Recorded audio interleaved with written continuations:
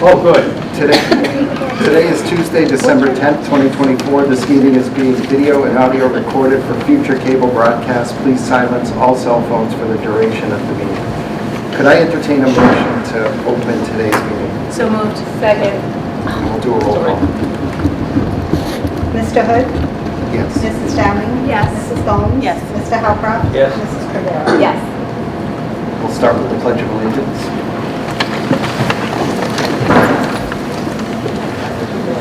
To the flag of the United States of America and to the republic for which it stands, one nation, under God, indivisible, with liberty and justice for all. Okay, the first item is the consent agenda. Everything listed in the consent agenda was distributed in advance of the meeting. Does anyone have any requests for something to be removed from the consent agenda and discussed or voted on separately? May I entertain a motion to approve and accept the items listed in the consent agenda, including the minutes of November 12, 2024? So moved. All those in favor? Aye. Any opposed? Seeing none. Dr. Bailey, do we have anyone signed up for delegation? No. Okay, so seeing no old business, we'll turn it over to you, Dr. Bailey. All right, thank you. First order of business in your packets, you will see that we received a grant at the elementary school for the string program in the amount of $5,000. So I just wanted to make that announcement tonight because we're very happy to have that program back again in the elementary school. Yeah, it's great. And then next up, we have our 7th grade social studies project and showcase, the Golden Age of Athens. And Mr. Cordero, who's the teacher, is going to be presenting with his brilliant students that we're all very happy and excited to hear tonight. So this is like the feature part of the meeting. It's the best part for me. So welcome, thank you. I'm actually going to go before Mr. Cordero. Okay. So I am excited to share that this is a little bit about our social studies curriculum. And then I asked Mr. Cordero, I said, hey, we need a student showcase at the 7th grade. And then we had the student showcase last week. We use TCI, Teachers Curriculum Institute. It is an online program that our social studies classes in the 6th grade, 5th grade, and in the 7th grade use. 8th grade, we had received that grant for the DKP, the Democratic Knowledge Project, so they use that in the 8th grade. We've been using this probably about the last 4 or 5 years. Oh, sorry, it's the 3rd year of utilizing TCI in grades K through 7. It's aligned to the standards, closely aligned with the Massachusetts state standards.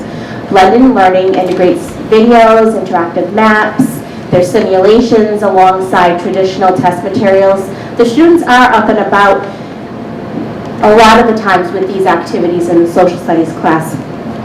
Differentiated instruction is an inquiry-based approach. Ancient world, so in the 7th grade, they're going ancient India, ancient China, ancient Greece, and ancient Rome. Golden Age of Athens, Mr. Cordero. So when we did with the Golden Age of Athens, right, they had a few cultural achievements they had to do the project on. So it was religion, drama, philosophy, sports, architecture, and sculpture. And based upon those cultural achievements we learned, they had to make a project off of that. And they had different avenues of making it, whether it be architecture with popsicle sticks, sculpture with clay, posters, slideshows. So everybody was doing something different. And they did an amazing job. So I'm excited for you all to see what the students have done, what they've created. And here's a little bit of the student showcase. You see some students with the posters, the architecture, the sculptures they made. That was sports.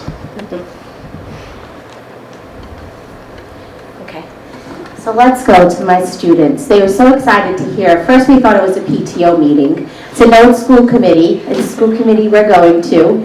And we had a few who weren't able to come, but we have a few that are here. They're going to come up to the podium. They're going to share what they created.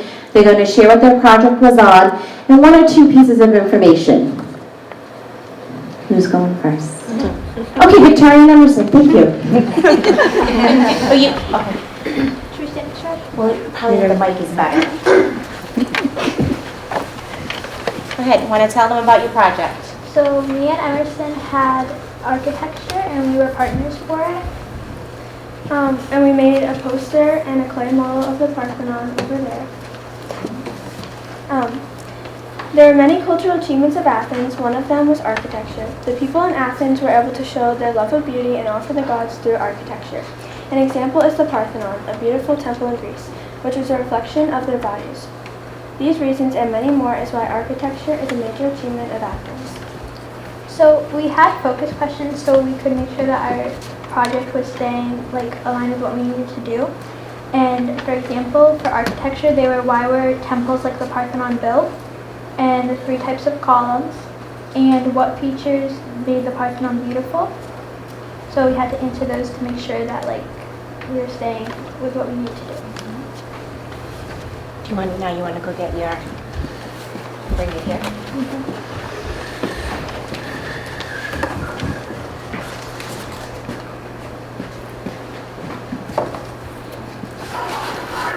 So we made this poster to show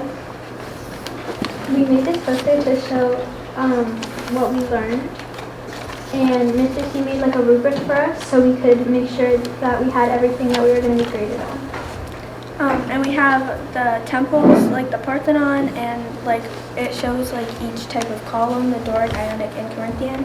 And we have fun facts and other ideas about architecture. Thank you. Thank you. You're doing a good job.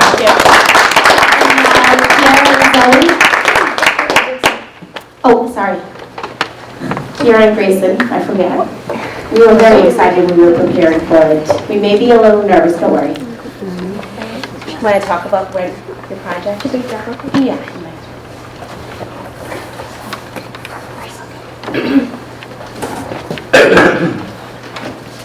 I will be very careful with your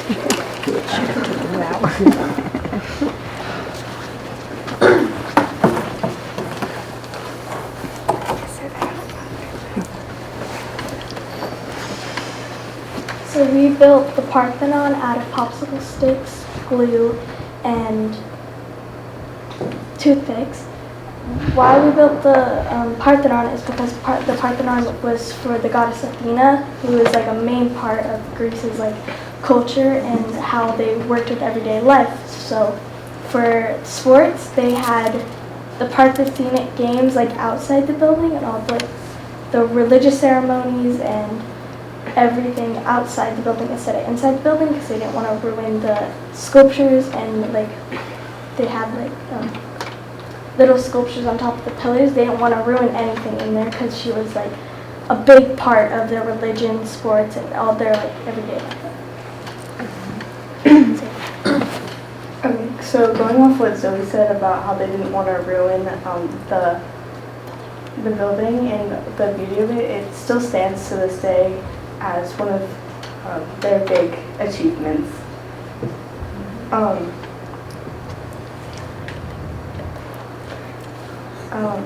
It took a really long time to put everything together and build everything. But did you have time to practice too, right? Mr. C just didn't throw you out there, right? Yeah, we had a day where we presented to our own class, and there was also another day that we presented to another class. So you practiced presenting and practiced being an audience? Yeah. Okay. And would you do it again? Yes. Thank you. Thank you. And Kiara was supposed to be here, but there was a mistake in schedules. So you all want to stand behind Kiara. One thing that I really enjoyed, we met together on Friday afternoon in my office, and all of you were so supportive of each other. It was amazing to hear all of you giving suggestions of what people could do. You want to come stand behind her? No, you good? Okay, go ahead. Moral support. Moral support. Go, Mr. C. Yes. Yeah. Okay. I did statues, and this is my partner Sophie's statue. She did it, but unfortunately she couldn't be here. But throughout the lesson, we all got to kind of pick our own, but there was a bunch of different options. But what I learned is that for Greek sculptures, they went from being very basic, and they kind of followed off of Egyptian sculptures, and then they turned into very more realistic, and they had much more detail in their hair and their muscle and their poses. And also, Mr. Cordero, like a quick shout out, he did very good with teaching this to us, and he gave us a lot of like different options that I already said, and we got to do a lot of hands-on activities, which made the class a lot more fun, and yeah. Thank you. Thank you, Chad. So like you said, we have a showcase December 4th. Yep. 8:30 to 9:30 for parents, community members. 9:30 to 10 was cut short. 6th graders came in. We had to go outside and watch the Fairhaven football team come through. And it was a cold morning that day too. But we look forward to another showcase with our 7th graders. Stay tuned for the details. Our 8th graders, their first showcase is December 20th. The Bill of Rights birthday, 8:30 to 9:30, family, community members, and then you all will go through the 8th grade showcase on December 20th. And at the end of the school year, the 8th grade civics action project that we had presented on last year will go again this year. How it aligns to the strategic objectives on the board? Questions? Thank you all for coming and presenting. You all did great. Thank you. Thank you.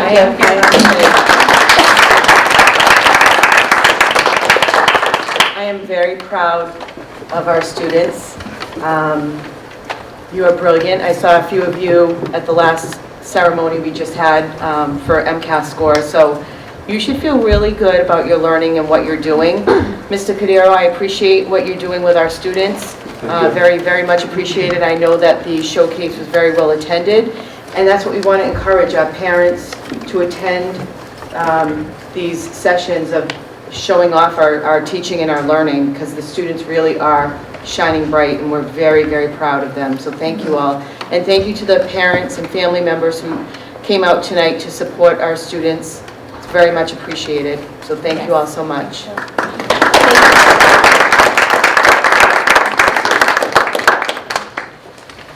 All right. So I do have a couple of other things that I wanted to bring up that were not posted on the agenda at the time of posting. I did email the school committee tonight, earlier today actually, that the town is kicking off master plan meeting, and they're looking for representatives. So if anybody's interested, it's a year-long commitment, and they will have meetings. You can just let me know so I can let the town know. That would be great. Dr. Bailey, was there any indication of, it's a year, but how frequently the meetings would be? I think it's a monthly. It's a monthly, I think it's monthly, yeah. And that would not be, like, for, I'm not running for April, so that would be something that I would not be able to. Probably, Okay, I just want to make sure. yeah. So if anybody, Well, it just means it's up to you three. if anyone is interested, let me know, because I would like to respond back to the town. Actually, if Mrs. Sylvia is still here, I'd like her to go up to the podium in case we have questions on this next one. yes. But we, at the Ford Middle School, just received the 1-8 Foundation Applied Learning Leadership Discovery Program grant. And I'm going to ask Mrs. Sylvia we just got notified of this, just to talk a little bit about 1-8 Foundation and what we've been doing and next steps with that. The 1-8 Foundation is a great organization that Ms. Riviere and we bumped into a few years ago, and we received the Open Syed grant through them.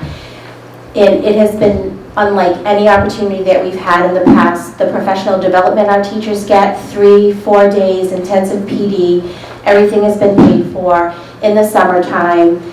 All the supplies are paid for. Angie and I have gone through different PDs throughout the year. Everything, it's just been a great opportunity. Then they rolled out their DKP, the Democratic Knowledge Project, and I said, let's go for this one.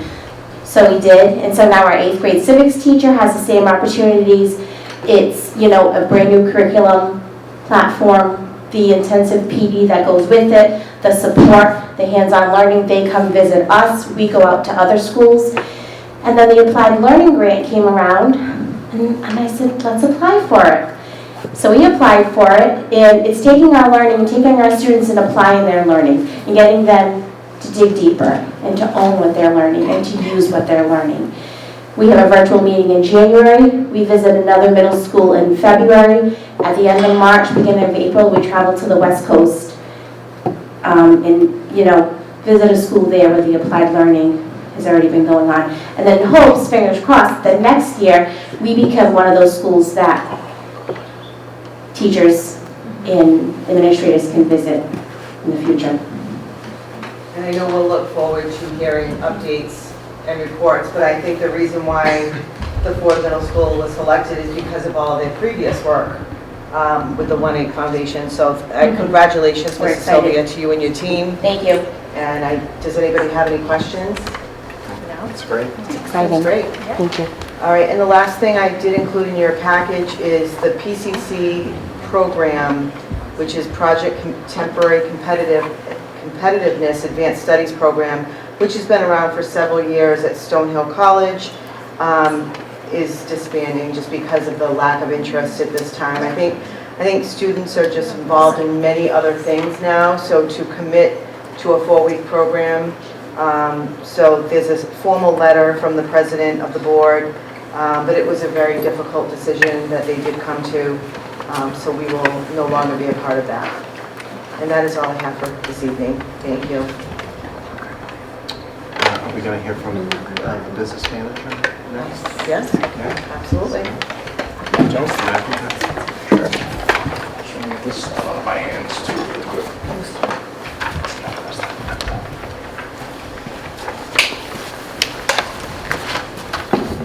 Good evening, Chairperson Hood, School Committee. Business Manager's report as usual. Budget spending outlined in my report, about halfway through spending, and that's primarily because we're doing a better job encumbering our expenses, so putting a placeholder on the books now for expenses that carry out throughout the year so that they stay on budget and remain on budget. So again, you know, the budget ebbs and flows, as do our expenses throughout the year, what's forecasted versus what's not expected, but so far so good. Nothing to sound the alarms over yet, and nothing on the horizon that we anticipate. So good news from that front. The budget still is not in our accounting system. I regret to continue to bring this up, but it's been a challenge not having a permanent position of a town accountant over in the town offices. It makes our job more difficult. It duplicates efforts, time, resources, everything really. I know we were anticipating a new accountant come the calendar year, but I've been told that isn't the case any longer. So it looks like that seat might be empty still, but you know, we're doing our best in the district for the schools to report on what we know. And again, it's a lot of extra work, but we have accurate figures here presented for you, and you know, we're going to maintain that integrity with or without the accounting system to the best of our abilities. Patrick, can I ask a question? Sure. So, has there been any update yet from the town? If that, I think they had somebody, they were anticipating that person was going to be full-time after the start of the new year. Correct. Or maybe that person has left. And we haven't heard an update from them in terms of what the plan is there. As I haven't heard a plan. As far as I know, that individual and our former town accountant, Nick Monticello, are working Friday nights to help maintain the books and close out FY24. I don't know what it's a question for the town. I don't want to speak on their behalf. I don't know what their plans are beyond that, but I know we plan to sit down with the town administrator to discuss FY26 projections soon, and I think that's probably a better platform to ask those questions. So speaking of FY26, again, we continue to work through our process, same timeline as the past and what we've communicated. Our leadership team budget requests are due on the 20th of December, and that really just scratches the surface of where we begin to kind of go through everything and strategize to provide level services for next year while maintaining a fiscally responsible budget. Any questions as far as the finances go? Moving to facilities, we've been talking about this investment grade audit that we've been working on with Train Technologies for quite some time now. We were able to meet with town representatives from the Select Board and Finance Committee on November 13th to discuss how we move this project forward and what implications those will have on town and community members. We sort of set a plan in place. We met with our consultant, we met with Train. We gave them a deadline to provide us a final investment grade audit by the new year.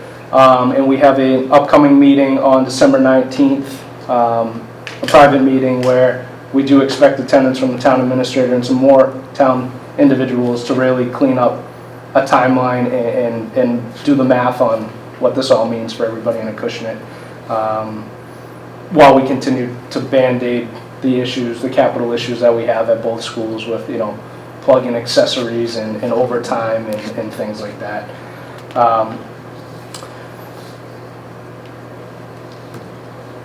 To food services, you know, the MOA that we had spoke about publicly has been signed and agreed upon. We begin to put that in motion and look to hire that new part-time addition that will provide additional hours in the kitchen to get our meal labor hours up to where they should be according to state standards. So we're making progress there. We're happy to say that we completed the procurement review of the National School Lunch Program and School Breakfast Program just last month. We're awaiting the final report, but the DESE representative came out, spoke with us at length for, you know, probably for the full day about procedures, controls, things like that, and had minimal findings, if any. He thinks we're doing a great job. So we'll have a formal report that we can share on that, and we'll make corrective actions accordingly, and we'll improve from there. Really, I think that's it for now. I covered the other matters regarding the town accountant, transportation. You know, for the bus drivers, if any of them pay attention, I wanted to thank them, you know, publicly as well. It's a thankless job. They deal with a lot with, you know, state laws and regulations and keeping our students safe on the bus while, you know, focusing on driving. But we do appreciate everything that they do. I know we don't get to see them face to face daily unless we're up front at pickup or drop off. But they're an important part of our team, and they get our kids to and from school safely. So shout out to them. That's really all I have for a report this month. Is everything with the lawsuit that we had with the transportation, has that been finalized and we're done? So that was voted on last spring, as we know, at annual town meeting, to make payment in accordance to the settlement agreement. Recently, I had legal representatives reach out to me asking where that payment was. We had that all on our end again over to the town this past spring and fall, one or the other, early. And it's been hanging out, but I got word that payment went out this morning in the mail. So we got to move that along with a little extra nudge. Thank you. Better late than never. Yeah. Any other questions? Good. So in regards to the investment grade audit and the capital project, right, there's a lot of work I think that has to be done there in order to meet those deadlines. It seems like we have a lot of time, but once we get here in January, it's going to turn over pretty quickly. Do you feel confident that all of the folks, vendors, have the right resources in place to be able to achieve the goals? I think Train will deliver on their part with the date that we gave them. I think January 6th was the official date that we gave them for a final report. It's just a matter of us being able to educate the community on what the project's all about, what it means from a taxpayer's standpoint in that amount of time. I keep using the term competing priorities, which we have a lot of between building the budget and, you know, negotiations kicking off and this project, amongst other things. So I think it's a big ask on our side, but I think the vendors will be ready. It's just going to be down to collaboration between us and the town and kind of marrying ourselves to a timeline that we are willing to commit to, which, quite frankly, we have to if we want to see this project successful. Thank you. Thank you.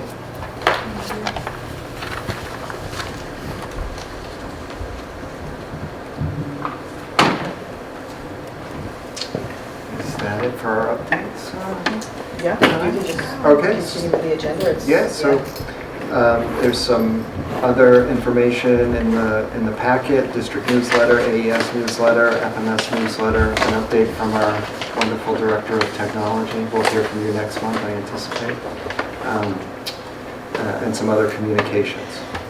Are there any other committee reports? No? All right, so our next school committee meeting is Tuesday, January 14th, 2024 at 6 p.m.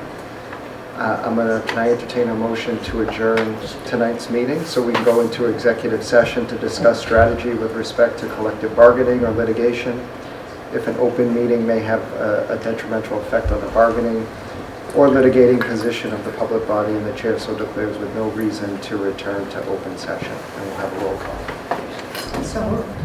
Second?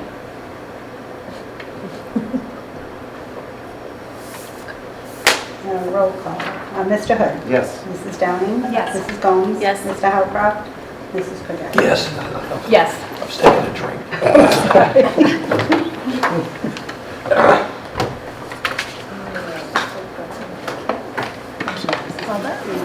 Motion passes and the meeting is adjourned.